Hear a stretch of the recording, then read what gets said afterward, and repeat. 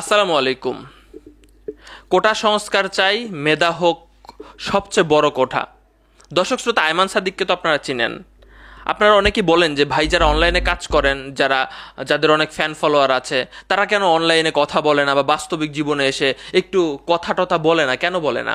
আয়মান সাদিক কিন্তু কোটা সংস্কার চায় এবং তিনিও চায় যে মেধা হোক প্রধান কোঠা।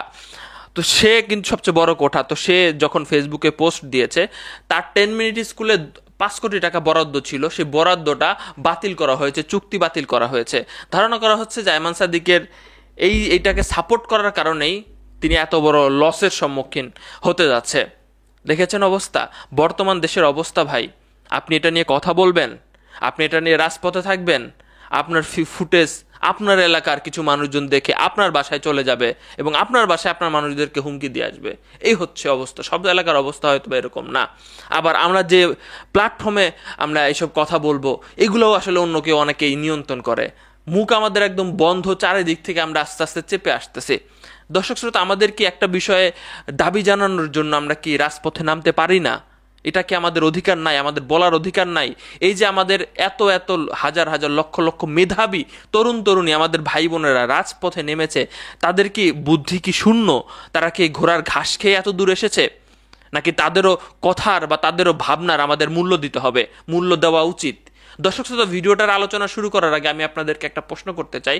আপনার কি মনে হয় এখন বর্তমানে 56% কোটা, এই কোঠাটা কত পার্সেন্ট হইলে আপনার কাছে সঠিক মনে হয়? কমেন্ট বক্সে লিখবেন। এবং যারা এই যে যা হচ্ছে তাই সাপোর্ট করতেছি, মানে আমাদের বাংলাদেশে এক ক্যাটাগরি মানুষ আছে যে আমি যাকে পছন্দ করি, সে যত বড় অপরাধী হোক না কেন, আমি তার কথাতে সাপোর্ট করেই যাব। এই ভাবনা চিন্তা থেকে বেরোয় আসতে হবে, না হলে আপনারও একদিন এমন সময় আসবে। কারণ প্রতিপক্ষ আছে সব জায়গাতেই। দর্শক শ্রোতা, কত পার্সেন্ট কোটা হলে আপনি খুশি? আপনি দেশের নাগরিক, আপনি মতামত লিখতেই পারেন, কমেন্ট বক্সে লিখবেন।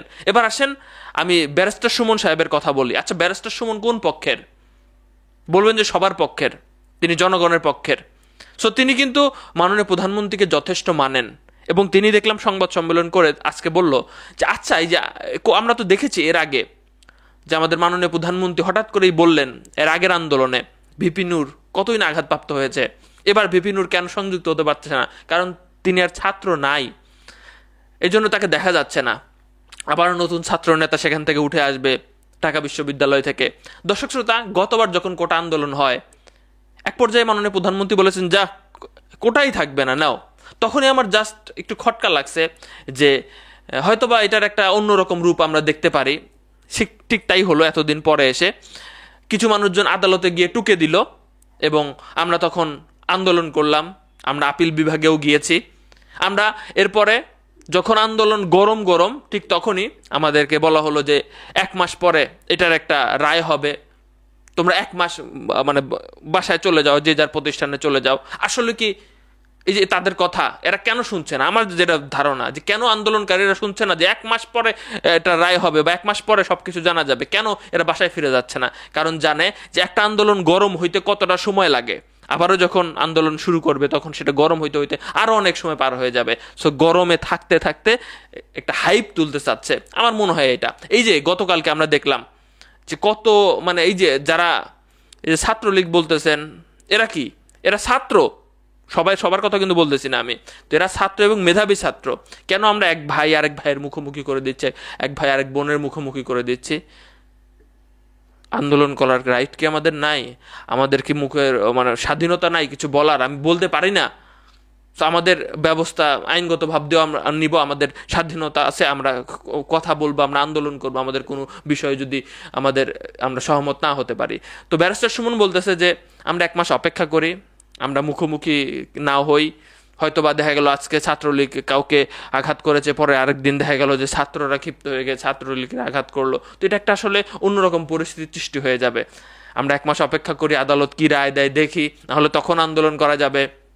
আমরা মাননীয় প্রধানমন্ত্রীকে বুঝিয়ে বললে হয়তোবা বুঝবে, আমি সাপোর্ট করব। আমি ব্যারিস্টার সুমন ভাইকে বলতে চাই যে এইটা যে আসলে এই যে হঠাৎ করে 1 মাস যদি একটা গ্যাপ দেয়, তাহলে কিন্তু সবকিছু একটু থেমে থেমে যাবে, বা এই যে এখন যে স্পিডটা আছে এই স্পিডটা আর থাকবে না আবার নতুন করে। এটা কি ভাই, এটা একটা অন্যরকম ব্যাপার, অন্যরকম পাওয়ার। এই যে আন্দোলনগুলো বা কথা বলার স্টাইলগুলো, এটা কিন্তু অন্যরকম পাওয়ার, মানুষের মনে হঠাৎ করেই কিন্তু জাগ্রত হয়।